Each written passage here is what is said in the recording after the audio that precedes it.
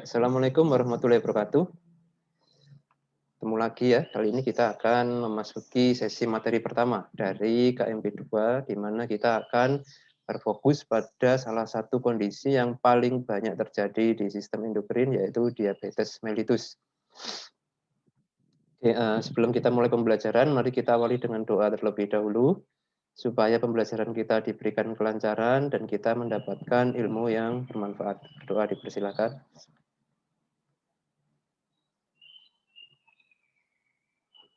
Ya, amin ya robbal alamin. Oke, teman-teman semua, untuk KMB ya, untuk KMB, konteks utama dari diabetes ini nanti yang akan kita bahas adalah DM tipe 2. Oke, nanti di kuliah akan ada banyak tipe diabetes, tapi yang menjadi concern utama dari keperawatan medikal bedah adalah DM tipe 2. Ya. Kenapa begitu? Karena DM tipe 1 ini 95% kasusnya terjadi pada anak-anak, sehingga akan dibahas di keperawatan anak. Terus gestasional diabetes, ini adalah kasus diabetes yang unik, yang hanya terjadi pada ibu hamil, sehingga nanti akan dibahas di keperawatan maternitas.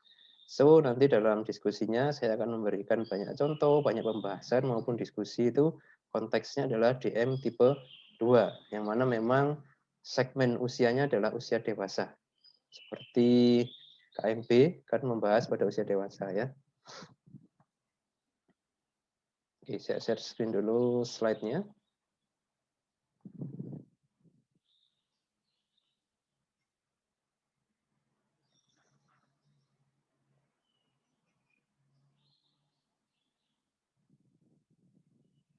Sudah keluar ya.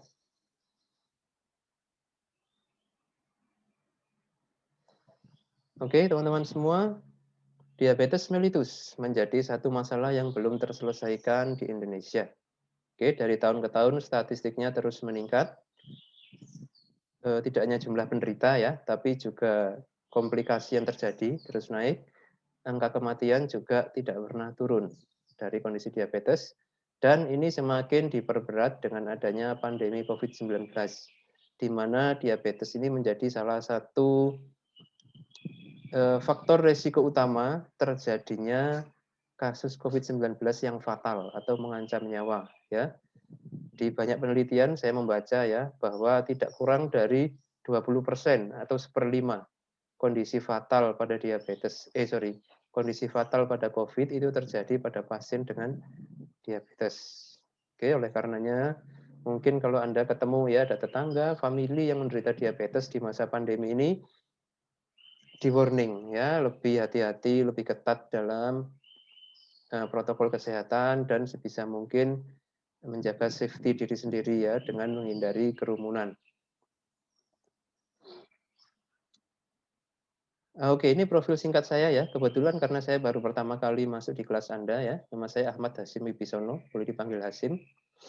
Ini nomor HP saya ya, silakan anytime bisa WA.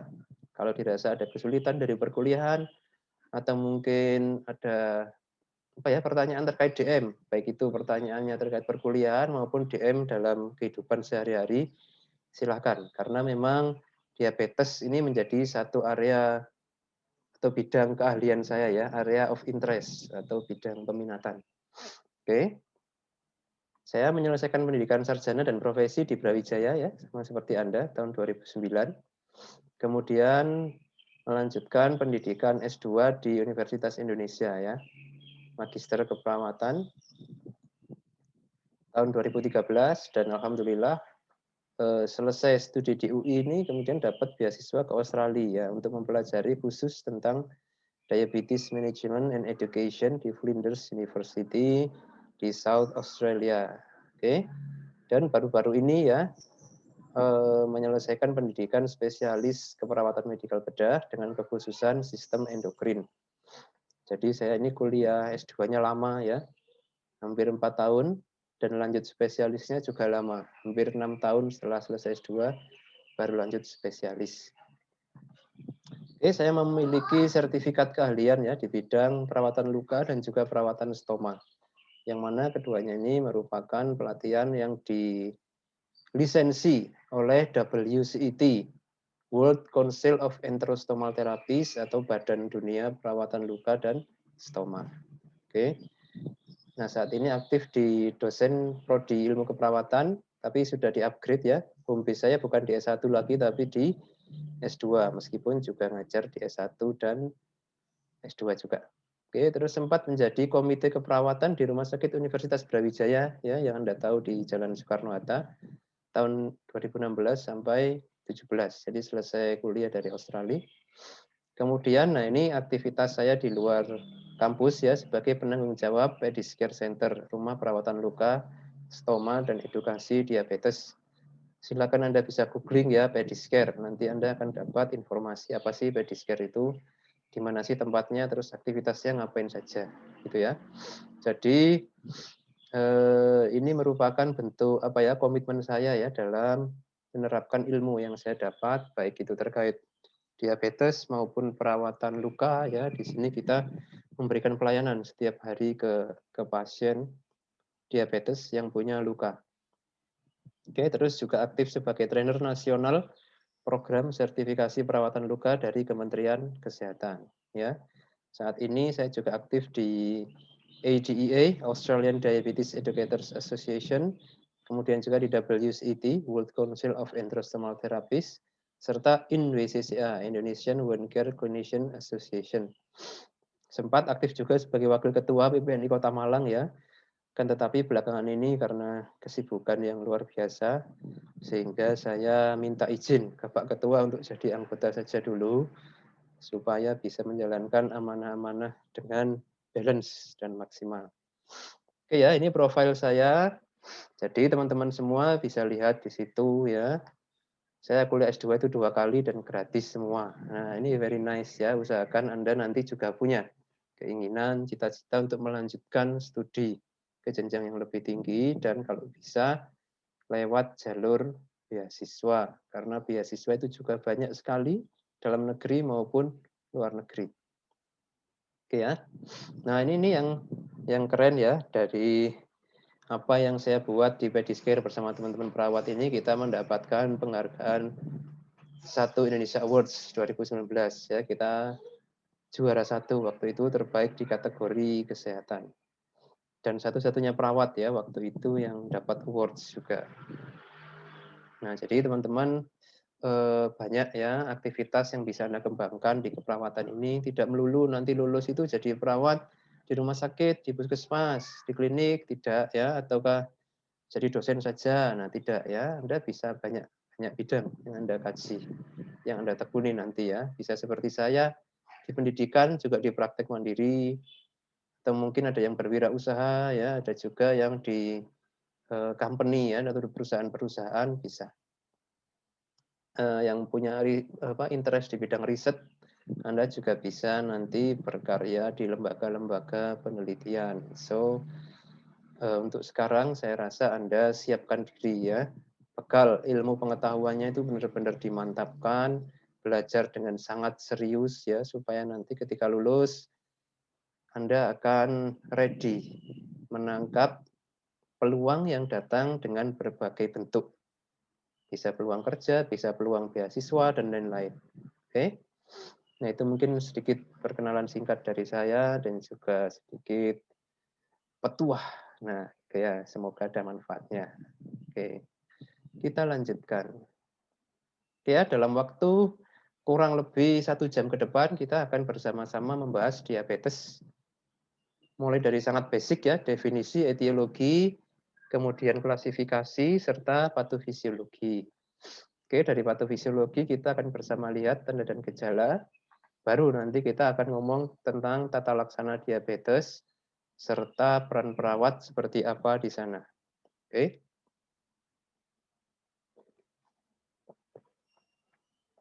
Nah, saya yakin masing-masing Anda sudah tidak asing lagi dengan istilah diabetes. Begitu banyak diperbincangkan, begitu banyak dibicarakan, dan sayangnya begitu banyak juga informasi yang kurang tepat berseliweran terkait diabetes ini. Nah, itu nanti salah satu tugas Anda ya, ketika sudah belajar topik ini untuk meluruskan hal-hal yang tidak tepat terkait dengan diabetes. Bentar, ini baterai laptopnya perlu dicas. Oke, kita lanjutkan. Nah, untuk bisa memahami diabetes dengan lebih bagus ya, bedanya diabetes dengan enggak itu apa sih? Memang adalah parameter utama adalah kadar glukosa darah. Oke. Nah, di slide awal ini saya akan memperkenalkan kepada Anda spektrum atau rentang respon glukosa darah manusia, mulai dari yang normal sampai dengan yang diabetes. Oke.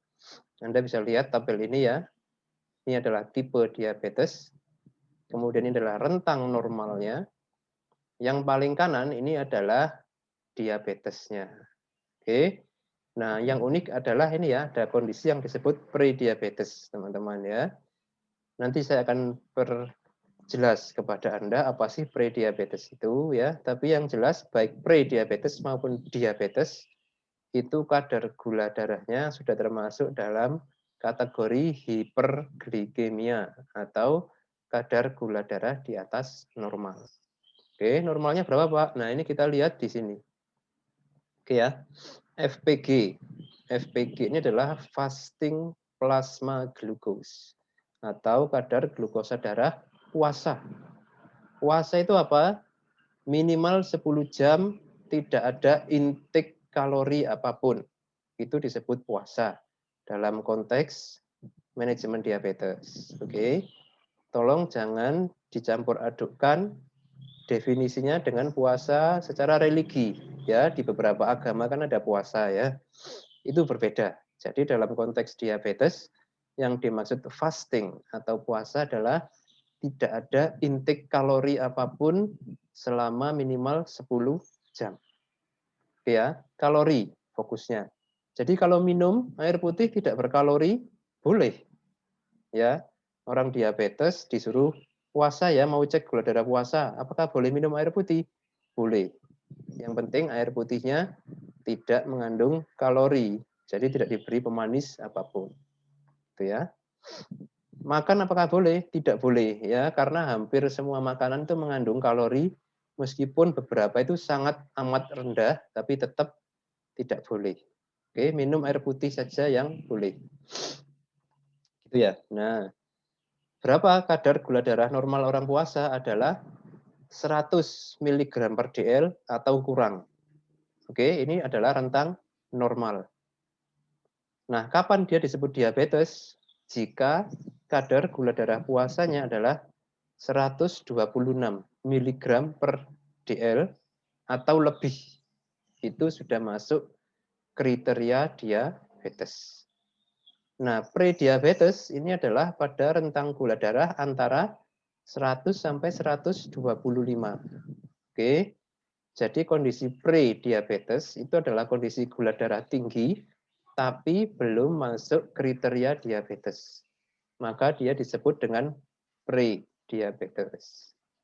Nah, sebenarnya prediabetes itu apa? Jadi suatu kondisi di mana tubuh ini sudah tidak mampu lagi untuk menjaga glukosa darahnya dalam rentang normal. Jadi gula darahnya sudah mulai naik tapi belum yang parah.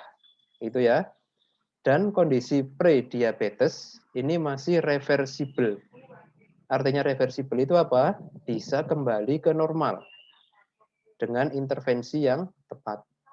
Gitu ya. Beda dengan diabetes, teman-teman. Kalau dia sudah diabetes, ini sudah irreversible.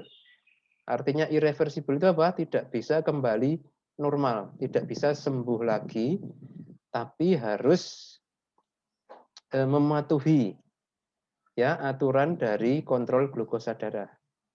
Ya, apakah gulanya bisa normal, Pak? Bisa. Tapi apakah sembuh? Tidak. Nah, gitu ya. Jadi banyak yang mengistilahkan diabetes itu tidak bisa sembuh tapi bisa dikontrol. Nah, itu betul sekali. Ya. Nah, Anda bisa lihat nih, ya.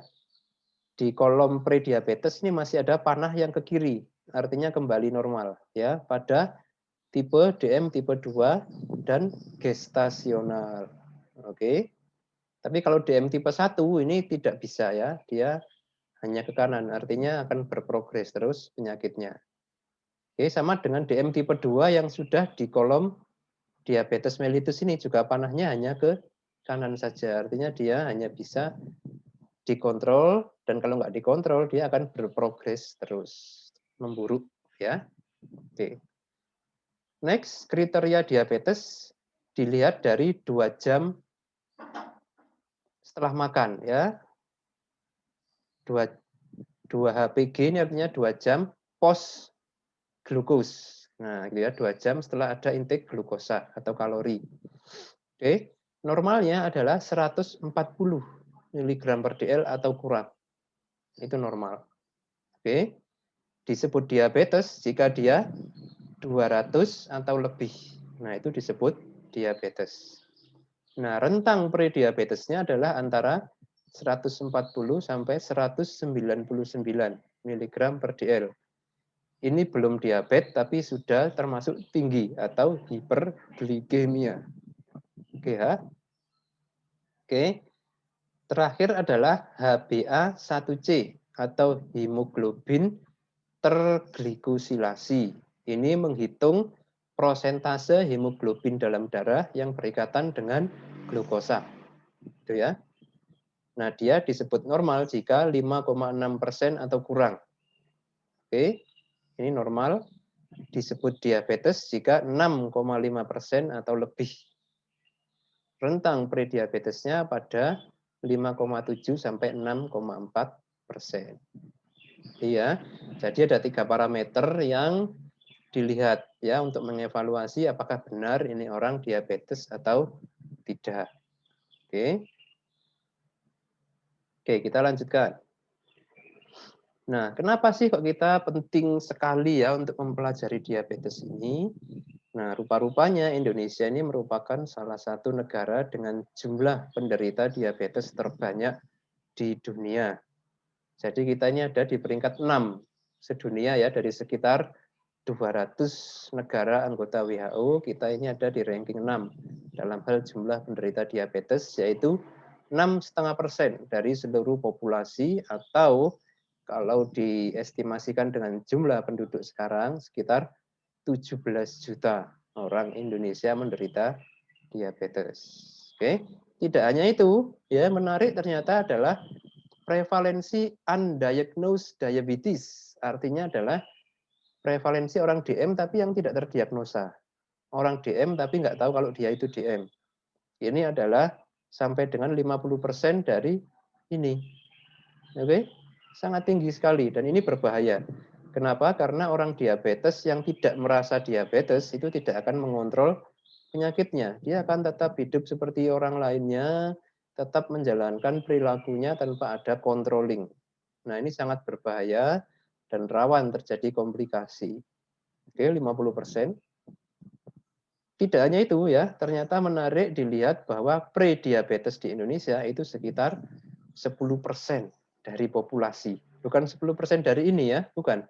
Tapi 10% dari keseluruhan populasi atau penduduk itu diperkirakan berada pada kondisi prediabetes. Nah, ini juga sangat mengkhawatirkan. Karena kalau yang prediabetes ini tidak segera diintervensi, akan jatuh pada kondisi diabetes. Yang mana itu sudah tidak ada harapan untuk sembuh. Ya, mengontrol aja sulit. Ya, orang Indonesia mengontrol diabetes ini sulit. Sudah banyak dilakukan penelitian bahwa mayoritas pasien diabetes ini tidak berhasil mencapai target kontrol glukosanya. Jadi cenderung berada dalam kondisi hiperglikemi terus. Oke, ini yang menjadi satu kekhawatiran, ya. Nah, itu tadi terkait statistik. Nah, bagaimana dengan komplikasi? Kita lihat di sini. Oke, diabetes ini seringkali dapat julukan ya, mother of disease, ibunya penyakit-penyakit yang lain. Ya, jadi komplikasinya itu hampir bisa terjadi pada semua organ tubuh. Oke. Kenapa? Karena masalah utama munculnya komplikasi ini karena gula darah yang tinggi, dan gula darah itu masuk ke semua organ. Oke. Sehingga, nah ini komplikasinya bisa ke jantung, ke otak, ke ginjal, ke mata ya. Yang mana itu nanti akan menimbulkan suatu beban pembiayaan yang sangat tinggi. Oke. Jadi banyak pasien diabetes akhirnya stroke. Banyak pasien diabetes akhirnya gagal ginjal. Banyak pasien diabetes akhirnya serangan jantung. Nah, itu semua akan menambah biaya perawatan. Oke, kalau nggak ditanggung oleh pasien, ya ditanggung oleh BPJS kan, ditanggung oleh negara. Oke, sehingga ini sangat krusial sekali posisi diabetes. Oke, next adalah ulkus kaki atau luka di kaki ini sangat sering terjadi. Ya, banyak ya pasien mengalami luka. Diperkirakan minimal sekali orang diabetes itu akan mengalami luka di kakinya, minimal. Seumur hidupnya ya, minimal sekali akan mengalami luka. Oke, dan kalau lukanya sudah menjadi jelek, membusuk ya, itu seringkali besaran pembiayaan oleh BPJS ini tidak cukup untuk memberikan suatu perawatan luka yang baik. Sehingga akhirnya progres luka seringkali jelek, terus memburuk ya, akhirnya kakinya harus diamputasi atau dipotong. Itu ya. Karena memang merawat luka diabetes ini membutuhkan teknik khusus dan juga ada teknologi tersendiri yang tidak cocok kalau dipakai menggunakan teknik dan teknologi perawat luka yang biasa, itu nggak cocok. Oke, sehingga angka amputasinya sangat tinggi, kemudian dari luka itu juga sering menimbulkan infeksi yang sistemik. Jadi infeksinya ini menyebar dari luka ke seluruh tubuh sampai menimbulkan shock sepsis. Oke. Nah, ini kondisi ya yang ada pada diabetes. Dan yang paling sering memang adalah DM tipe 2, di mana diperkirakan ini macam-macam ya, ada yang bilang 85 sampai 90%, ada juga literatur yang menyebutkan 90 sampai 95%. Diabetes itu adalah DM tipe 2. Oke, nah dari sini saya harapkan teman-teman semua dapat gambaran ya, pentingnya kita mempelajari diabetes, pentingnya kontrol diabetes terhadap kualitas hidup pasien maupun sistem pelayanan kesehatan secara keseluruhan. Oke, ini masih menjadi satu masalah dan belum bisa dikontrol diabetes di Indonesia ini lajunya. Oke, International Diabetes Federation atau IDF menyebutkan bahwa di seluruh dunia ini terjadi amputasi kaki diabetes ini sekali amputasi setiap 30 detik. Bayangkan. Jadi 1 menit 2 kaki melayang dipotong akibat luka diabetes. Oke, ini menjadi angka yang sangat tinggi. Dulu sempat membaik. Statistiknya itu adalah 1 amputasi setiap 50 detik. Tapi sekarang turun lagi menjadi 30 detik ya. Jadi seluruh dunia ini masih menghadapi masalah terhadap kaki diabetes. Nah, apa sih yang disebut diabetes sebenarnya? Jadi diabetes ini merupakan suatu kondisi kronis ya yang terjadi baik itu karena inherited atau didapat ya genetik atau acquired diperoleh. Oke. Nah, apa kelainannya? Pertama adalah defisiensi dalam produksi insulin atau ketidakefektifan dari insulin yang sudah diproduksi atau dikenal istilahnya dengan resistensi. Oke. Saya jelaskan dulu di sini ya. Jadi ada 2 kunci utama. Pertama adalah defisiensi atau kurang jumlah insulin. Yang kedua, inefektif insulin. Jadi secara jumlah sebenarnya cukup, tapi secara efek tidak maksimal. Jadi gulanya tetap tinggi. Itu ya, karena adanya resistensi. Oke. Nah, orang diabetes sebabnya bisa 2 ini, defisit atau inefektif atau kombinasi keduanya. Oke ya. Hasilnya apa? Akan mengakibatkan peningkatan kadar glukosa dalam darah. Oke, ini adalah definisi dari diabetes. Kita lihat sebenarnya bagaimana sih tubuh kita itu mengontrol gula darah ya, dan di mana peran insulin sebenarnya. Jadi teman-teman, insulin ini adalah satu hormon yang dihasilkan oleh kelenjar pankreas. Pankreas letaknya di bawah lambung ya, dan dia langsung nyambung dengan duodenum atau usus 12 jari. Nah, fungsi utama dari insulin memang adalah mengontrol glukosa darah biar tidak sampai berlebihan. Oke. dalam hal ini mengontrolnya dengan cara menurunkan. Oke, menurunkan kadar glukosa darah. Nah, sementara di bawah ini ada hormon-hormon lain yang juga punya fungsi mengontrol gula darah, tapi fungsinya menaikkan. Oke, jadi dua kelompok hormon ini bekerja secara berkebalikan dan akan diaktifasi sesuai kondisi tubuh seseorang. Oke, ketika gula darahnya sedang tinggi, maka yang aktif adalah insulin untuk menurunkan. Oke, ketika kadar gula darah sedang terlalu rendah, maka yang aktif adalah keempat ini ya, glukagon, epinefrin atau adrenalin, kortisol, dan growth hormone. Ini semua akan aktif untuk meningkatkan gula darah supaya normal. Oke ya, jadi gula darah tidak boleh terlalu tinggi, tapi juga tidak boleh terlalu rendah atau hipoglikemi. Hipoglikemi bisa menimbulkan kematian, ya, segera kematiannya. Kalau hiper ini kematian tapi pelan-pelan gitu ya, komplikasi dulu, gagal organ dulu, baru orang itu akan mati karena hiperglikemi, pelan-pelan ya, kronis. Tapi kalau hipo ini akut, bisa segera meninggal kalau tidak ditolong. Oke ya, dan ini adalah mekanisme pertahanan tubuh alami terhadap hipoglikemi. Nah, menariknya rupanya keempat hormon ini dia aktif atau tidak itu tergantung kadar insulin dalam darah, teman-teman. Oke ya, ini tolong dicatat. Jadi ketika tubuh itu gula darah tinggi, insulin akan meningkat.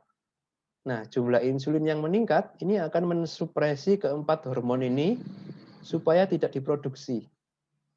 Oke. Demikian sebaliknya, ketika gula darah sedang rendah, jumlah insulin akan rendah, maka hormon ini akan kehilangan remnya. Ya, jadi insulinnya kan sedikit remnya, maka dia akan naik jumlahnya sehingga gula darah akan tinggi. Gitu ya. Nah, ini satu prinsip yang Anda harus pegang. Oke, kenapa harus dipegang? Karena pada orang DM itu mekanisme pengereman ini nggak jalan. Oke ya. Jadi ketika gula darahnya tinggi, kan insulinnya tinggi. Tapi anehnya, keempatnya ini nggak direm.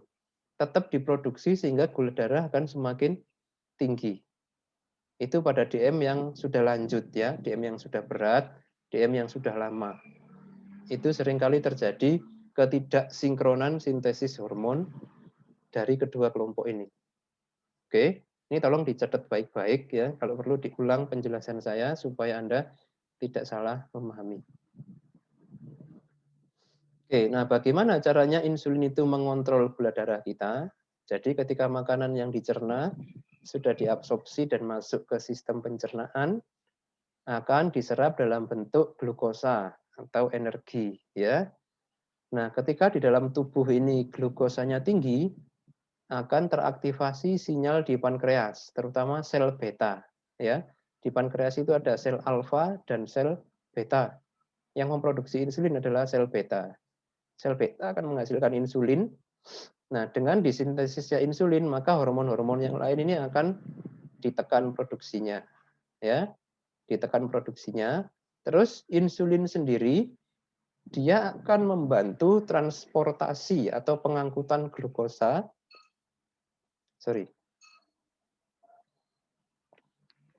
Dia akan membantu transportasi atau pengangkutan glukosa dari dalam pembuluh darah menuju ke otot dan jaringan lemak serta organ-organ tubuh yang lain untuk dimetabolisme sebagai sumber energi. Nah, begitu ya cara kerja insulin. Jadi dia mengangkut, memindah, mentransport glukosa dari pembuluh darah ke otot, jaringan lemak, dan organ-organ tubuh yang lain sebagai bahan bakar untuk metabolisme sel. Itu kondisi yang normal. Oke. Selain itu, adanya insulin juga akan menekan produksi glukosa oleh hepar. Oke. Nah, dalam kondisi yang hipoglikemi atau gula darah yang terlalu rendah, ini yang terjadi sebaliknya, teman-teman ya. Sel beta tidak akan aktif, sebaliknya yang aktif adalah sel alfa. Sel alfa akan menghasilkan hormon namanya glukagon. Oke, Ditambah hormon-hormon yang lain. Tadi ada kortisol, epinefrin itu ya, yang diproduksi oleh korteks adrenal, yang mana dia fungsinya kebalikan dari insulin. Jadi dia akan mengambil cadangan energi dari otot, mengambil cadangan energi dari lemak, ya, adiposa, dan mengambil cadangan energi dari liver, semua dikonversi menjadi glukosa dan masuk ke dalam darah. Sehingga kadar glukosa darah akan naik, nggak jadi hipo. Nah itu ya, balance, keseimbangan kerja antara insulin dan hormon-hormon lain yang cara kerjanya itu berkebalikan. Ya, sampai sini paham ya. Nah, nanti dari definisi diabetes tadi, kita lihat keyword yang pertama adalah defisiensi produksi insulin. Oke, berarti problemnya di mana? Di sini, di pankreas. Oke, pankreasnya tidak mampu menghasilkan insulin dalam jumlah yang cukup. Kenapa? Ada banyak sebab. Ya, nanti kita akan bahas di slide berikutnya. Oke, yang pertama tadi apa? Defisiensi. Yang kedua adalah inefektivitas atau resistensi. Nah, berarti masalahnya di mana? Pankreas aman, sampai di sini aman. Jumlah insulin cukup, masalahnya ada di sini. Di otot, di jaringan lemak, dan di organ-organ tubuh yang lain. Mereka ini jadi nggak peka terhadap insulin. Oke, jadi pankreas sudah membuat insulin, tapi oleh organ-organ ini insulinnya nggak dipakai, nggak diambil. Istilahnya nggak kedetek insulinnya. Kenapa? Karena terjadi resistensi. Oke ya, ini tolong dibedakan. Ada defisiensi, ada resistensi. Dan dua-duanya ini kadang terjadi bersamaan pada kasus diabetes yang sudah sangat lanjut. Oke ya. Oke. Terakhir dari slide ini adalah saya ingin membahas tentang defisiensi insulin. Anda ingat tadi di slide sebelumnya ya. Nah, bahwa insulin ini merupakan rem dari keempat hormon di bawah ini. Oke. Nah, defisiensi insulin ini bahaya. Kenapa? Karena jumlah insulin akan sedikit. Kalau insulinnya sedikit, maka remnya ini akan nggak cukup untuk mengontrol keempat hormon ini. Oke. Akhirnya yang terjadi apa? Cadangan energi dipecah terus dari lemak, dari otot, dari liver, ya, untuk apa? Menaikkan glukosa darah. Ini sangat berbahaya karena pasiennya akan hiperglikeminya ini konstan, nggak bisa diturunkan. Kecuali remnya ditambah, jadi pasiennya dapat insulin dari luar akhirnya, suntik insulin. Nah itu dia baru bisa akhirnya mengerem yang keempat ini sehingga komplikasi tidak terjadi dan kegagalan fungsi organ bisa diminimalisir. Gitu ya. Oke, nah jadi ini konsep awal yang Anda harus pegang betul-betul terkait keseimbangan glukosa darah, terus defisiensi insulin, resistensi insulin, serta keseimbangan kerja dengan hormon-hormon yang lain tadi. Oke, kalau itu belum paham, belum mantap, diulang-ulang terus penjelasan saya, ditambah lagi membaca dari referensi yang lain. Baru Anda lanjut membahas tentang diabetes. Karena ini dasar dan pemahaman yang sangat krusial. Oke ya. Oke, saya lanjutkan. Nah, sekarang kita ngomong etiologi tadi ya. Etiologi terjadinya diabetes, semua tipe.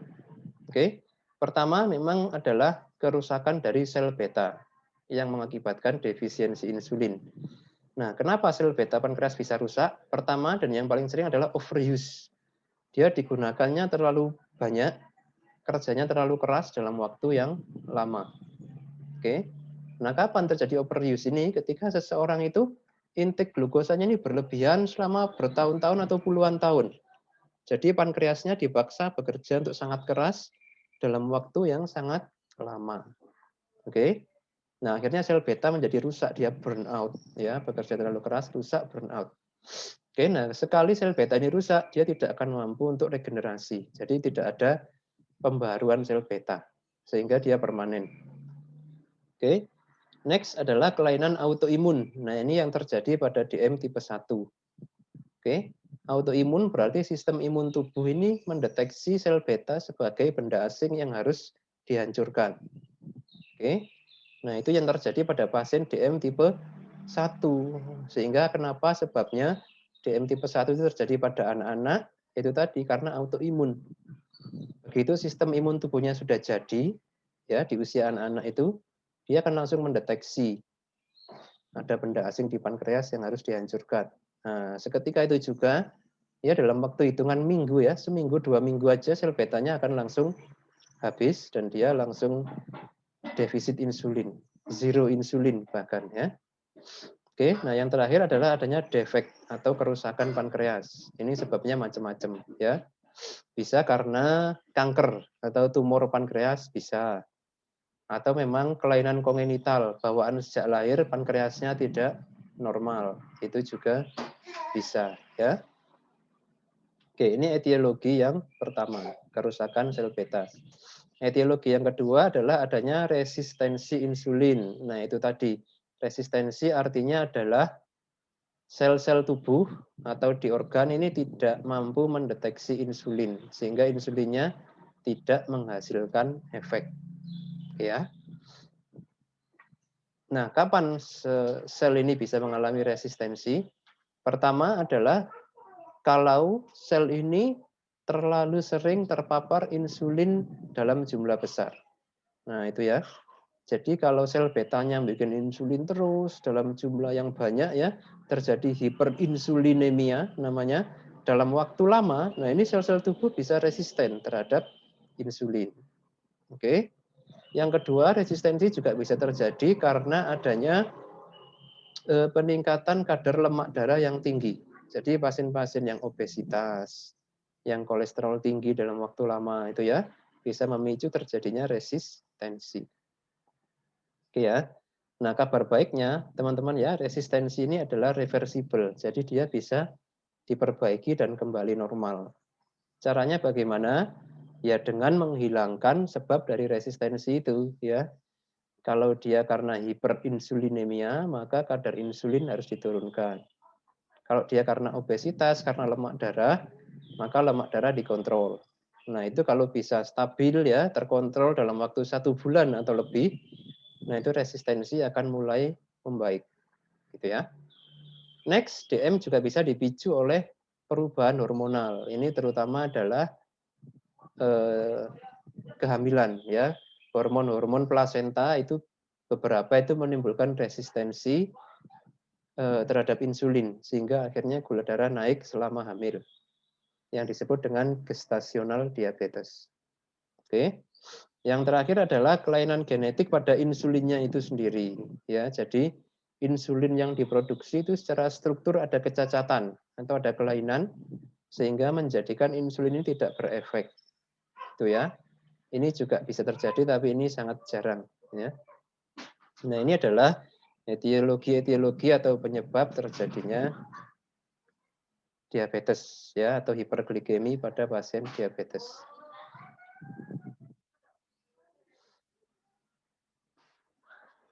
Oke.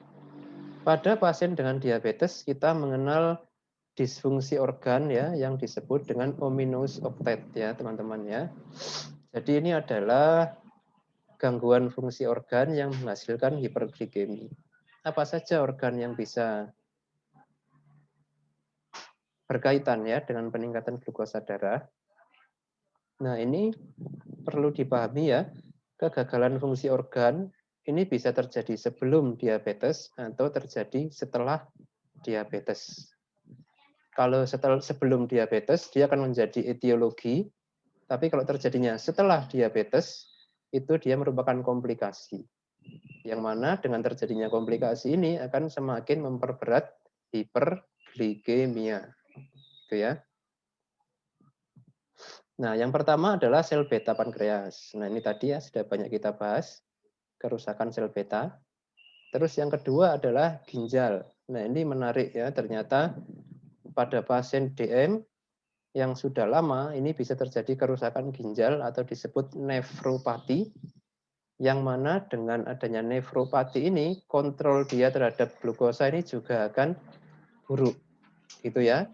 Harusnya kalau ada glukosa darah yang tinggi, itu akan dibuang ke urin.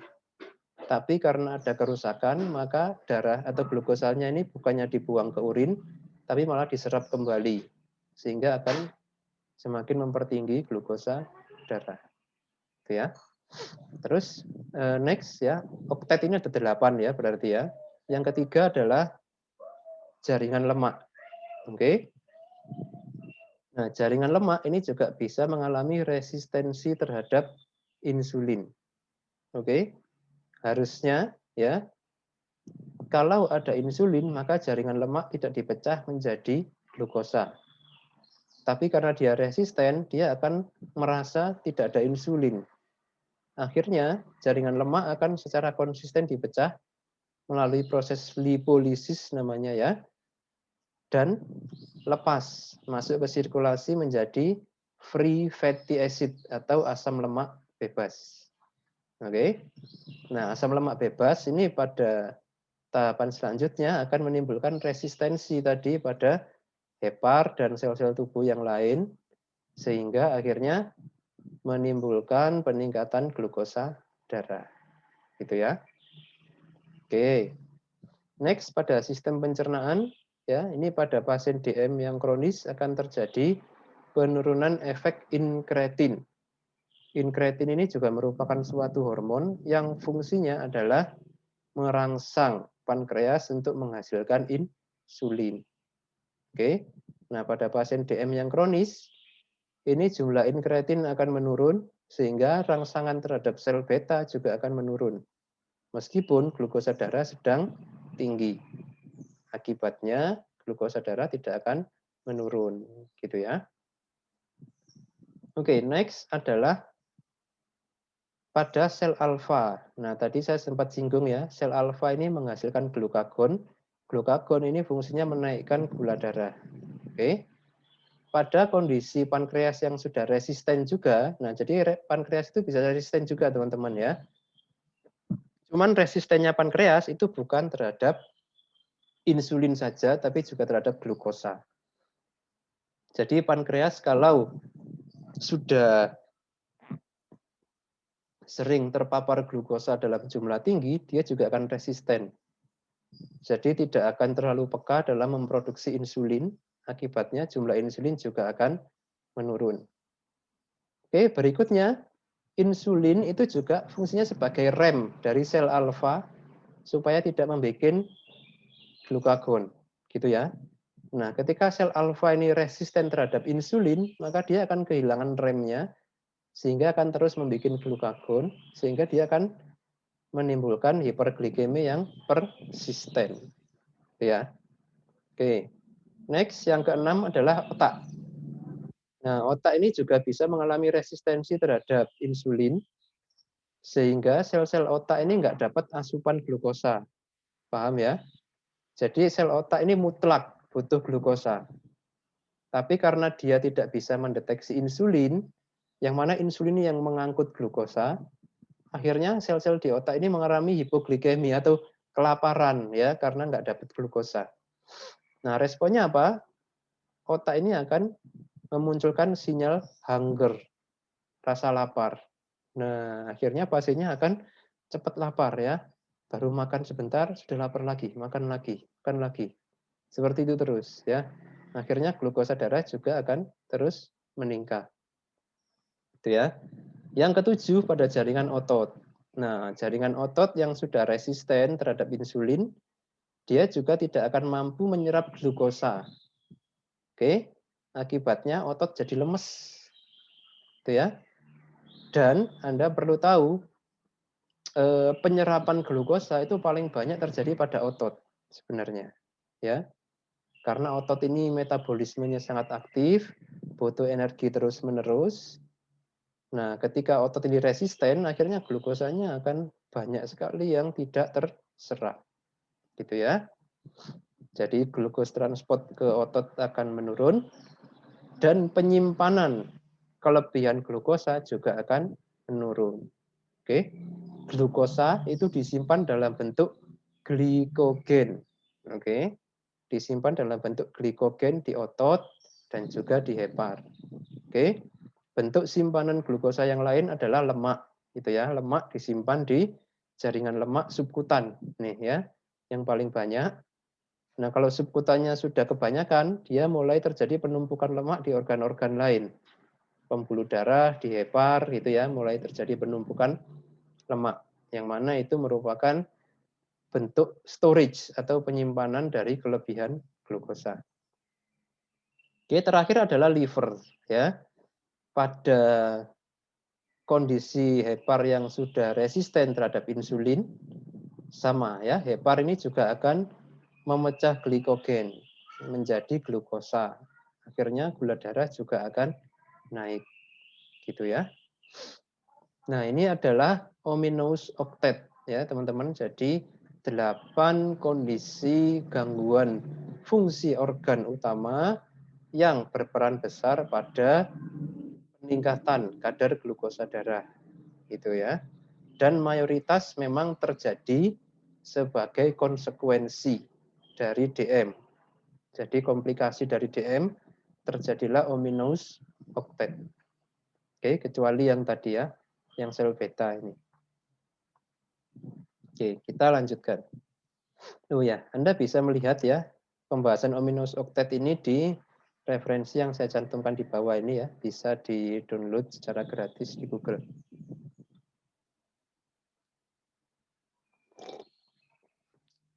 Nah, sekarang kita mulai lihat klasifikasi dari diabetes. Ada 4 jenis diabetes. Oke, jadi tidak ada klasifikasi DM itu DM basah, DM kering. Nah, ini tolong kalau Anda ketemu segera diluruskan orang yang berpendapat seperti itu. Ya, DM itu ada 4. Yang pertama adalah DM tipe 1. Ini disebabkan karena kerusakan sel beta yang menghasilkan absolute insulin deficiency. Jadi insulinnya benar-benar absolute zero, nol insulin karena sel betanya habis. Ini sering terjadi karena kondisi autoimun ya, kondisi autoimun atau yang lain, kondisi idiopatik yang belum diketahui sebabnya. Pokoknya tahu-tahu sel betanya rusak aja gitu ya. Dulu disebut dengan IDDM, tapi sekarang istilah IDDM sudah tidak dipakai lagi. Yang kedua adalah DM tipe 2. Ini tadi ya karena kombinasi dari resistensi insulin dan adanya defisiensi. Tapi ini seringkali pada tahap awal bukan etiologi utama. Itu ya. Jadi pada pasien DM tipe 2, terutama yang baru terdiagnosa, itu seringkali masalahnya adalah resistensi. Jadi pankreasnya masih relatif normal, tapi resistensi yang mendominasi. Baru pada tahap lanjut, pankreas mulai rusak ya, sehingga terjadi kombinasi antara resistensi dan defisiensi. Oke. DM tipe 2 dulu dikenal sebagai NIDDM, tapi juga sekarang istilah ini tidak dipakai lagi. Yang ketiga ada gestasional diabetes. Ini adalah diabetes yang terjadi pada ibu hamil. Tidak terjadi karena pada bapak-bapak karena bapak-bapak tidak hamil ya. Oke. Nah, ini terjadi hanya pada kondisi kehamilan. Ini tolong dibedakan ya. Jadi ibu-ibu ini, bumil ini sebelum hamil enggak DM, tapi begitu sudah hamil gula darah naik. Nah, itu disebut gestasional diabetes. Beda cerita kalau sebelum hamil sudah diabetes ya, maka itu tidak disebut gestasional diabetes. Oke, nah kabar baiknya ya pada sebagian besar kasus begitu selesai melahirkan, plasenta sudah dikeluarkan, ini menghilang GDM-nya dan kembali normal. Terakhir adalah DM tipe lain. Oke, atau disebut juga DM karena sebab lain. Itu ya. Apa saja? Nah, karena defek genetik pada sel beta. Jadi kelainan genetik sel beta, kelainan kongenital pankreas, atau infeksi pada pankreas. Gitu ya, pankreatitis kronis. Itu juga bisa menghasilkan hiperglikemi dan itu masuk kategori DM tipe lain. Oke, ini adalah keempat tipe DM. Jadi Anda bisa lihat di situ ya, masing-masing punya karakteristik yang berbeda. Ini Anda harus bisa secara akurat membedakan, mengidentifikasi keunikan karakternya dan menentukan, oh ini DM tipe 1 ini, oh ini DM tipe 2, gitu ya. Nah, untuk bisa lebih memahami, kita lihat patofisiologi dari masing-masing tipe DM ya. DM tipe 1 terjadi pada sekitar 5 hingga 10% pasien diabetes. Onsetnya akut, artinya cepat, mendadak, tiba-tiba ya. Minggu lalu masih sehat, minggu ini sakit-sakitan, pingsan sampai koma. Nah, itu ya, mendadak sekali. Dan mayoritas terjadi sebelum usia 30 ya, kebanyakan pada usia sekolah, SD, SMP atau bahkan kadang masih usia TK, itu sudah teridentifikasi. Oke. Nah, karakteristik utama dari DM tipe 1 adalah penghancuran dari sel beta. Akhirnya sel betanya benar-benar habis sama sekali, terjadilah absolute insulin defisit. Oke. Manifestasi yang muncul apa? Glikosuria. Glukosa darah masuk ke urin. Oke. Kemudian karena insulin tidak ada, nah rem dari hormon-hormon tadi, glukagon, kortisol itu tidak ada. Akhirnya terjadi pemecahan pemecahan lemak dan protein menjadi glukosa yang disebut glikogenolisis dan gluconeogenesis ya. Kalau glikogenolisis ini pemecahan glikogen ya. Cadangan glukosa dalam bentuk glikogen dipecah. Kalau gluconeo, nah ini ada neo ya. Jadi pembentukan glukosa yang baru dari bahan lemak dan protein. Nah, ini akan terjadi hiperglikemi berat dan tidak terkontrol. Oke. Terus efek samping dari pemecahan lemak menjadi glukosa adalah peningkatan benda keton. Oke. Jadi keton itu ada beberapa jenis ya. Ada aseton, asetoasetat, dan beta hidroksibutirat. Itu adalah namanya benda keton, keton badis, yang mana dia punya sifat sangat asam sehingga menimbulkan kondisi diabetik ketoasidosis. Nah, ini satu kondisi yang sangat mengancam nyawa, bisa bikin orang shock hingga meninggal. Oke ya. Nah, pada kondisi ini pasien seringkali penampakannya itu normal atau kurus. Hampir tidak ada lemak. Kenapa? Karena ini lemaknya dipecah terus, nggak ada remnya. Oke, meskipun sudah makan, glukosa darah sudah tinggi, tapi karena nggak ada rem insulin, kortisol dan glukagon tetap membongkar lemak dan protein menjadi glukosa. Jadi tidak hanya orangnya itu tidak berlemak, tapi juga massa ototnya kecil, kurus, kering. Karena proteinnya juga diambili, dipecah di sini menjadi glukosa. Itu ya yang sering terjadi pada pasien DM tipe 1, terutama yang tidak pakai terapi insulin. Nah, itu akan tidak berumur panjang ya, karena dia insulinnya benar-benar nol, jadi harus tergantung pada insulin hidupnya. Oke, next DM tipe 2. Nah, ini terjadi pada mayoritas pasien dengan DM. Onsetnya pelan dan bertahap. Jadi terjadi secara perlahan. Oke. Jadi tanda dan gejala itu baru muncul kalau dia sudah masuk kriteria DM biasanya. Baru muncul tanda dan gejala, gitu ya. Oke. Terjadinya pada usia di atas 30 dan mereka yang obesitas. Nah, karakteristik utama adalah adanya resistensi insulin yang utama ya, dan berikutnya adalah kurangnya produksi insulin. Jadi disebut juga defisitnya itu relatif sebenarnya. Kenapa relatif, Pak? Karena sebenarnya jumlahnya cukup, tapi karena resisten jadi nggak ngefek. Nah, jadi disebut defisit yang relatif. Oke. Nah, pada kondisi ini, diabetik ketoasidosis sangat jarang terjadi. Kenapa? Karena insulinnya masih ada. Remnya masih ada, sehingga pemecahan lemak ini relatif terkontrol. Oke. Tapi glikosuria ini masih terjadi ya. Terjadi juga osmotic diuresis, jadi produksi urin yang berlebihan, ya. Oke, terus juga terjadi hiperglikemia, hiperosmolar state, ya.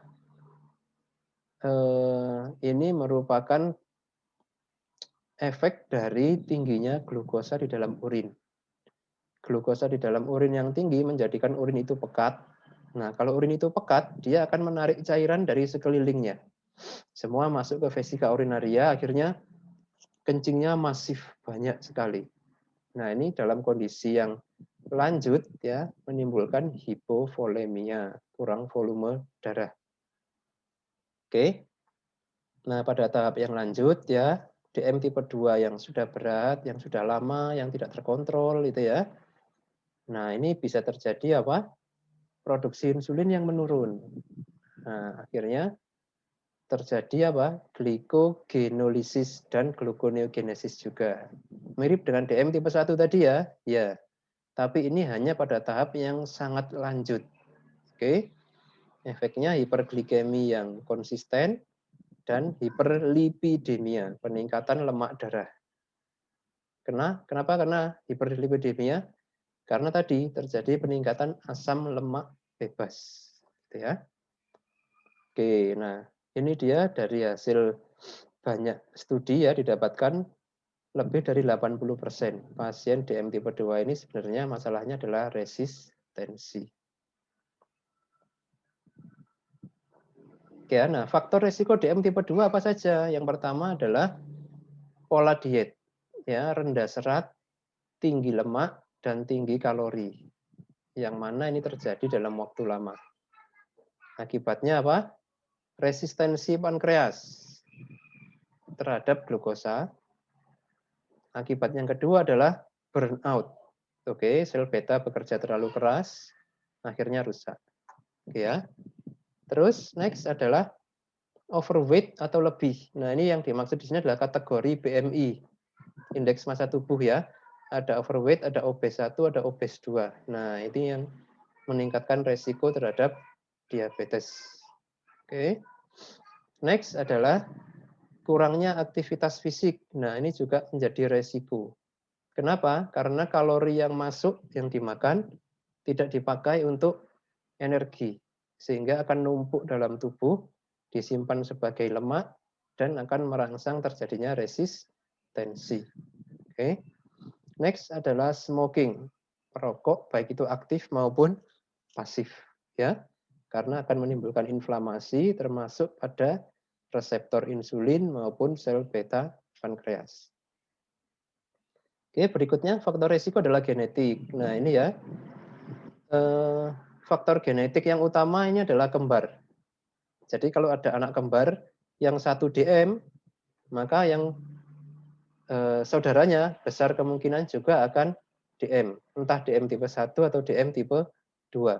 Ini mencapai 95% resikonya pada anak kembar. Oke, genetik yang kedua adalah turunan dari orang tua.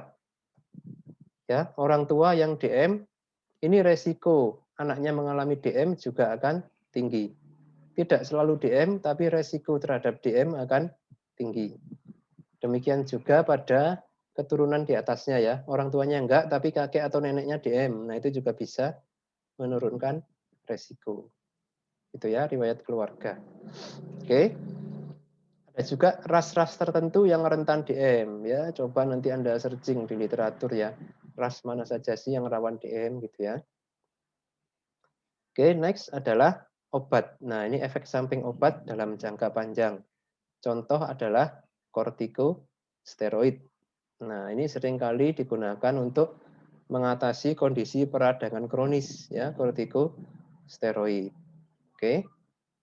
Jadi ini seperti apa ya? Pedang bermata dua ya.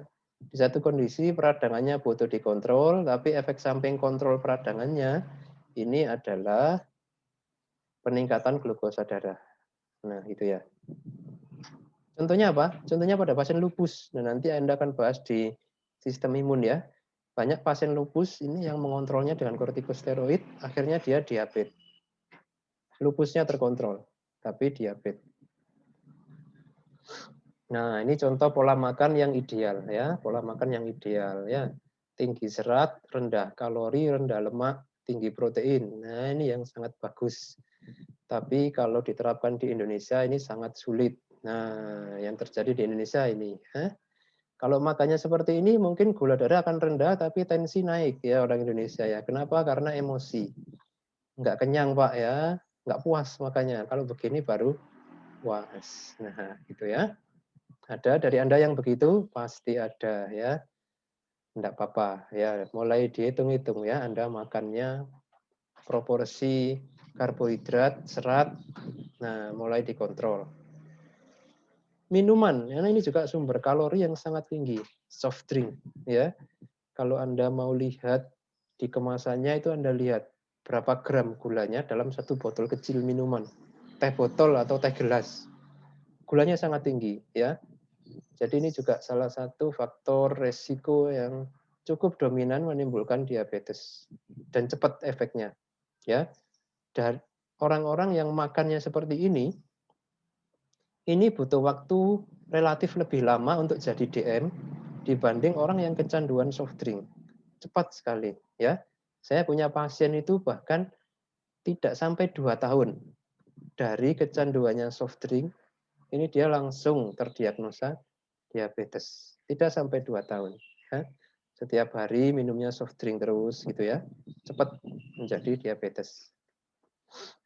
Oke, next tadi apa? Aktivitas fisik ya harus baik. Nah, idealnya seperti ini ya, tapi ini hal yang tidak mudah ya. Nah, lebih enak orang Indonesia itu seperti ini ya, mager ya. Mager. Itu lebih cocok untuk lifestyle sekarang. Nah, apalagi sekarang pandemi ya, pandemi dilarang keluar rumah, minim aktivitas di luar ya, di rumah saja ya kalau ada fasilitas olahraga di rumah sih oke, tapi kalau nggak ada ya nonton TV, main game, kuliah, ngerjakan tugas, belajar. Sangat minim aktivitas fisik. Itu ya. Nah, ini masalah-masalah yang banyak dijumpai di masyarakat kita atau bahkan kita sendiri. Ya. Oke, kita lanjutkan ya.